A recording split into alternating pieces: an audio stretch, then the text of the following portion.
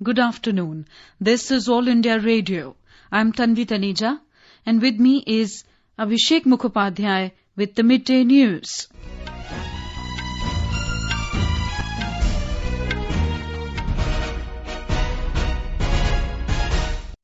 The headlines. Prime Minister Narendra Modi expresses confidence that India's economy will get its growth back. Says self-reliant India means reducing imports and expanding exports to the world. Prime Minister says more than 53,000 crore rupees of financial assistance given under Pradhan Mantri Garib Kalyan scheme.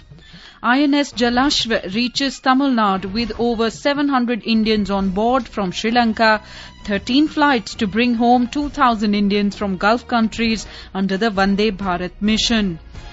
In Jammu and Kashmir, 2 terrorists killed in an encounter with security forces in Pulwama district, and IMD issues warning for heavy rain in Maharashtra and Gujarat in view of cyclone Nisarg. Prime Minister Narendra Modi today asserted that coronavirus may have slowed the economy, but India will get its growth back through talent and technology. The Prime Minister affirmed his vision of making the country self-reliant and back on its trajectory of growth through intent, inclusion, investment, infrastructure and innovation. Inaugurating the annual session of Confederation of Indian Industries CII through video conferencing, marking the 125th year of CII since its inception. Prime Minister shared his vision on the theme of getting growth back.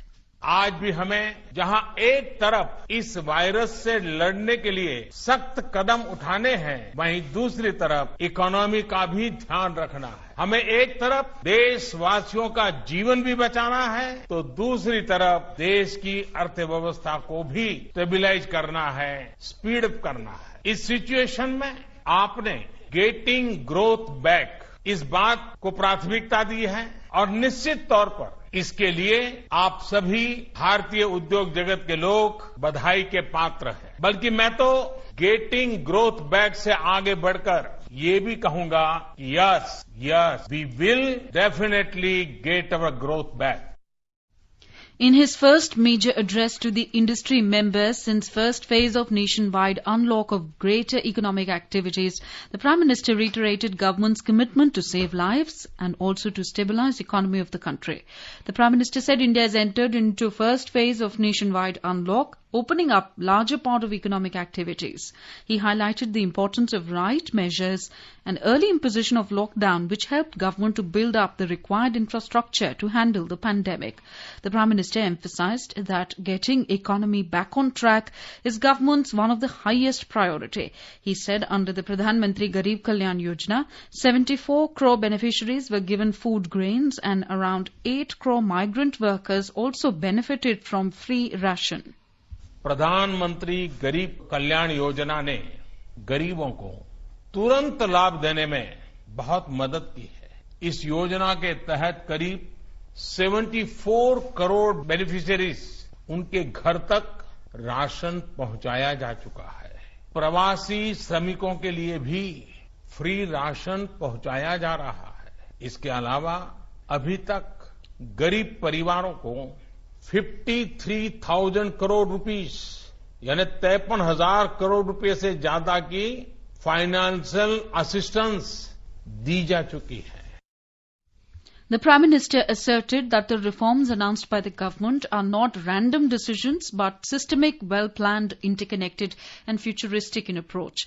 He mentioned IBC, faceless tax assessment redressal mechanism, policy reforms including commercial coal block operations, reforms in mining, space and atomic research sector, and said that these reforms were awaited since decades. Stating about the historic reforms introduced in agriculture sector and MSMEs, the Prime Minister said that these policy reforms will have long-lasting effects on the economy and will lead to employment opportunities in the country. He said the government ensured rights and freedom to farmers, which was due for decades. The Prime Minister also highlighted the decision of opening up of non-strategic sectors for private players and the issue of labour reforms. Speaking about MSMEs, he said these units contribute around 30% in the GDP and have intense impact on the economic situation in the country. country. The Prime Minister said amidst the pandemic, expectations of the world from India have increased. He said the world is looking for a trusted and reliable partner, and India has the potential, strength and ability. He urged industrialists and people of the country to utilize these testing times as an opportunity to emerge as a reliable global face. He called for developing a robust local supply chain which can strengthen India's share in the global supply chain. Prime Minister Modi made a clarion call for Made in India, Made for the World to ensure self-reliance for the country. सभी stake holders से मैं लगातार संवाद करता हूं और ये सिलसिला आगे भी जारी रहेगा. I request you to come up with a detailed study of every sector, build consensus, develop concept, think big. We will together take up more structural reforms that will change the course of our country. We will together build Aatmanirbhar Bharat. The Prime Minister stressed on measures to be brought in to cut down imports for products which can be easily manufactured in the country. He highlighted three sectors, namely furniture, air conditioner and leather industry as the priority sectors where imports can be reduced through concerted efforts. He highlighted that the government had to take tough steps to fight coronavirus and also has taken steps to take care of the economy. The Prime Minister mentioned the pioneering efforts of the industry in coming up with huge domestic PPE manufacture in a short span of 3 months. He assured the industry members of every possible government support to achieve the shared vision of Atmanirbhar Bharat. India is poised to emerge as the world's largest electronics and mobile manufacturing country. Union Electronics and IT Minister Ravi Shankar Prasad today unveiled the historic roadmap for setting up of large number of electronic and mobile manufacturing units in the country. He announced production-linked incentive scheme, component manufacturing scheme and a cluster scheme for development of the electronics manufacturing sector. The three new schemes are expected to attract substantial investments, increase production of mobile phones and their parts to around 10 lakh crore by 2025. It would also generate around 5 lakh direct and 15 lakh indirect jobs.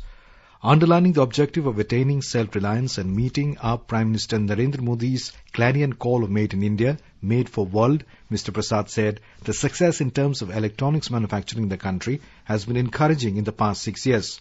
India's global share in electronics has risen from 1.3% in 2012 to 3% in 2018, and from just 2 mobile manufacturing factories, the country has now 200 such units. He said self-reliant India is not an India of isolation and it's not an inward-looking policy as well.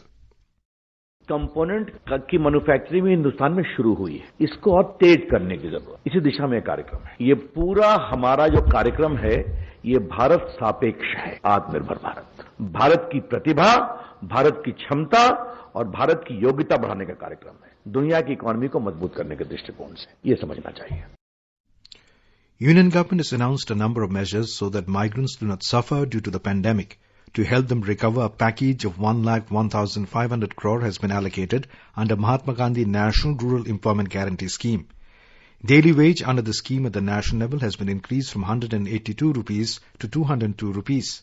Applicants can register on nrega.nic.in or contact the local Gram Panchayat for employment opportunities. A report. Any needy person, even without ration card, has the right to avail food grains for 2 months. During each month, 5 kilograms of rice or wheat per person and 1 kilogram of chickpeas or pulses per family can be availed. Laborers get forced to move to villages as they are unable to afford high rent in urban areas. And now, under Pradhan Mantri Awas Yojana Urban, a scheme for affordable rental housing complexes has been announced. With Bhupendra Singh, Suparna Saikya, AIR News, Delhi. Health and Family Welfare Ministry said the total of 95,527 people affected with coronavirus have been cured and the recovery rate has reached 48.07% in the country. During the last 24 hours, 3,708 people have recovered and 8,171 fresh cases of COVID-19 have been reported, taking the total number of cases to 1,98,706. The Health Ministry said 204 deaths have been reported in the last 24 hours, taking the nationwide death toll to 5,598. The Indian Council of Medical Research, ICMR, said that a total of 128,868 samples of coronavirus were tested in the last 24 hours. With this, the total number of tests reached 39,66,075 in the country. A COVID-19 testing laboratory has been established in Jorhat campus of the Northeast Institute of Science and Technology. Assam Health Minister Dr. Himanta Biswa Sharma inaugurated the laboratory and appreciated the fact that NEIST is the first research and development institute in Assam to open up a testing facility. He congratulated the scientists and staff of the institute for making it happen. A team of 10 scientists of the institute is actively involved in isolation of RNA from the virus. The institute's biotechnology division is playing a pivotal role in carrying out RT-PCR-based COVID-19 testing. Assam government and the district administration of Jorhat are actively cooperating and facilitating the efforts put in by the institute. In a series Experts Speak on All India Radio, we bring you the views of the leading medical experts on COVID-19. Talking to AI News, Member Health in Niti Aayog, Dr. V.K. Paul, urged everyone to follow social distancing in order to break the chain of transmission. We ensure that there is universal social distancing. We ensure that the transmission chain of this deadly virus is broken once and for all. And the only effective way forward for us is to conform to the guidelines of ensuring fullest possible social distancing through lockdown. Dr. Sanjay Pandey of the Govind Ballabh Pant Hospital, Delhi, spoke about the use of masks, saying it is important to wear them while stepping out of home. There is no treatment right now for coronavirus. It's very important to maintain the social distancing, but it's important that even if you go outside, it's better to wear the mask. The cybercrime unit of the Delhi police has busted a fraud behind a fake website duping innocent people financially in the name of Ayushman Yojana jobs. The government had earlier, on 10th of May, flagged citizens to be aware of such false websites. The gang of cheats, defrauding thousands in the name of job registration in Ayushman Yojana, offered jobs of ward boy, nurse, lab assistant, pharmacist and Ayush Mitra in 6 states. They took money for registration. Delhi Chief Minister Arvind Kejriwal today launched a Delhi Corona app for people to give accurate information about beds and ventilators availability in cities' hospitals. He urged people to download the app. Addressing the media briefing in New Delhi today, Mr. Kejriwal said this app will be updated 2 times in the day. He said a web page has also been created, www.delhifightscorona.in, to provide the latest status of the vacant beds in hospitals. He said if people are denied beds for COVID-19 patients, people may call at helpline number 1031. You are listening to the Midday News on All India Radio. A reminder of the headlines before we move on. Prime Minister Narendra Modi expresses confidence that India's economy will get its growth back, says self-reliant India means reducing imports and expanding exports to the world. Prime Minister says more than 53,000 crore rupees of financial assistance given under Pradhan Mantri Garib Kalyan scheme. INS Jalashwa reaches Tamil Nadu with over 700 Indians on board from Sri Lanka. 13 flights to bring home 2,000 Indians from the Gulf countries under the Vande Bharat mission. In Jammu and Kashmir, 2 terrorists killed in an encounter with security forces in Pulwama district. And IMD issues warning for heavy rain in Maharashtra and Gujarat in view of cyclone Nisarga. And for quick news updates round the clock, follow us on a Twitter handle at AIR News Alerts. Over 700 Indian labourers have landed at the Thoothukudi Chidambarnar port in Tamil Nadu this morning. They arrived by the Indian naval ship INS Jalashwa under the Operation Samudra Setu for bringing labourers from other countries by ships. The labourers who arrived today include 699 people from Tamil Nadu, 3 from Puducherry, 2 from Karnataka and 1 person from Kerala. All of them are undergoing detailed medical check-up. They have been asked to download the Arogya Setu app on their mobiles. The arrangements have also been made to transport these labourers to their native places by government buses and special train. Under Vande Bharat mission, 13 flights will bring home more than 2,000 Indian nationals from the Gulf countries today. More from our correspondent. Vande Bharat mission continues to repatriate distressed and stranded Indians abroad during this time of global pandemic. From UAE, more than 15,000 Indians have already been repatriated by the special flight. Approximately 11,000 Indians from Dubai and Northern Emirates, while from Abu Dhabi, more than 4,000 Indians have gone back. In addition, 9 chartered flights have carried back more than 1,500 blue-collared workers. Indian government has given approval for companies and organizations to charter flights in cases where they have to repatriate stranded Indians back from the UAE. Today, 13 flights are being operated from various Gulf countries, which hopes to take back more than 2,000 Indians. Kanchan Prasad, AIR News, Dubai. In Madhya Pradesh, with the coronavirus-induced lockdown resulting in pendency of over 7,000 right to information RTI appeals, State Information Commission has started conducting virtual hearings in the case through video calls. A copy of the Commission's decision is sent to the applicant and officials concerned through WhatsApp for action. State Information Commissioner Vijay Manohar Tiwari informed that the officials concerned have been asked to attend hearings through this technology tool or face action. The applicants have also been informed to appear before the commission through this mode. Expert says that almost everyone has a smartphone with them and they are also on social media. WhatsApp is an easy option during emergency situations. The results of video calls are on the expected lines. Officials also took part in it with full preparations. The virtual hearings have already been started from Monday. Sanjeev Sharma, AIR News, Bhopal. In Rajasthan, the recovery rate of the COVID-19 patients has increased to more than 67. The number of active patients of COVID-19 has now come down to 2,803. In all, 171 persons have been tested positive for COVID-19 today. More from a correspondent.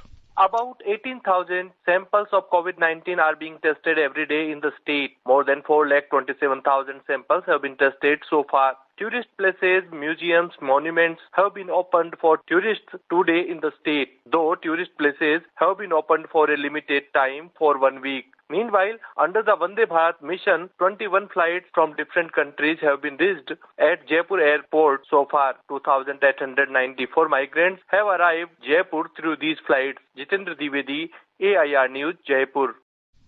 In Himachal Pradesh, the total tally of COVID-19 patients have risen to 340 in the state. 9 fresh cases were reported in the state during the last 24 hours. Of these, 4 were from Chamba, 2 from Solan and 1 each from Hamirpur, Mandi and Una district. On the other hand, 118 COVID-19 patients have been recovered fully in the state so far. However, 213 active corona patients are being treated in various hospitals of the state. Most of the patients tested positive are those who recently returned to the state from other parts of the country. The Nagaland government has decided to continue the ongoing lockdown till further orders. In a notification issued yesterday, Chief Secretary Temjen Toy said that all the existing guidelines with regard to the lockdown in all parts of the state issued on 4th of last month will continue to remain operative till further orders. The state government has issued new standard operating procedure for returnees to Nagaland. The guidelines also stated that all returnees reaching the state at Dimapur, either by train, air or road, will be segregated district-wise at the entry point and thermally screened. Those found asymptomatic will be transferred to the quarantine centres in the respective districts. 6 more returnees from Chennai have tested positive for the virus. With this, the total number of confirmed COVID-19 cases in the state now stands at 49. Mizoram recorded 12 positive cases of COVID-19. All these cases were confirmed at Zoram Medical College Hospital, Aizawl, last night. Chief Minister Zoramthanga informed this. Officials said all these patients were immediately transferred to ZMC Hospital and they are now under medical care. Earlier, the state was declared COVID-19 free after the single patient recovered and was discharged from hospital on 9th of May. On Sunday, the state government extended lockdown till 30th of June. In some good news, coming in from Manipur, the medical fraternity at Jawaharlal Nehru Institute of Medical Sciences, Imphal, has treated a month-old baby from COVID infection. A 23-day-old baby, along with his mother who had returned from Chennai, was found of COVID-19 positive on 20th of May and admitted at the isolation facility of JNIMS Hospital of Imphal for further treatment. The baby was found negative on the 35th day last night. His mother was also found negative and both of them will be sent home today.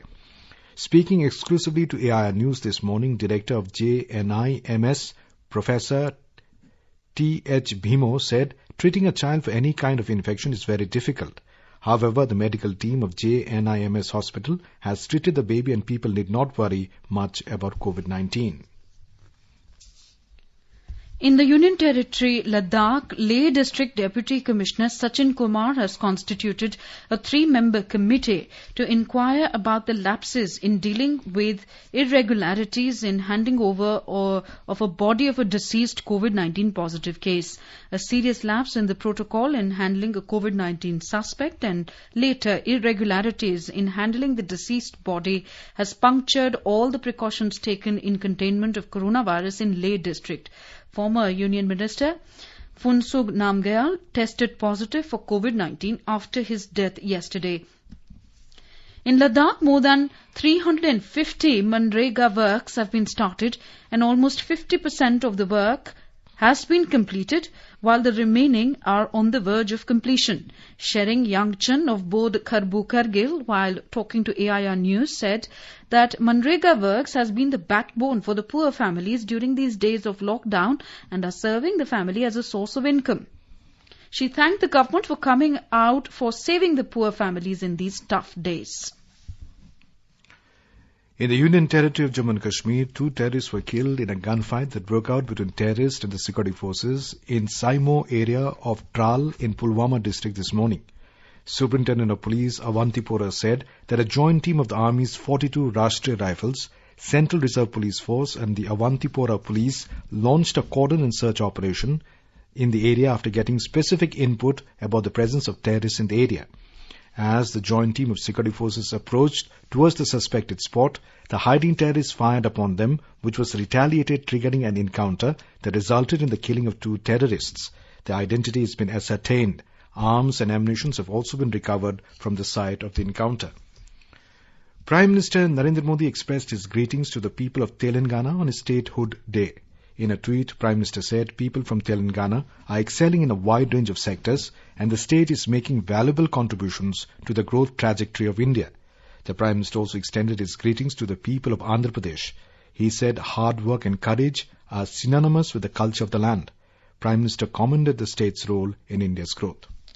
Telangana Chief Minister K. Chandrasekhar Rao led the low-key State Formation Day festivities by paying tributes at the Telangana Martyrs Memorial Gun Park near the Assembly Building in Hyderabad.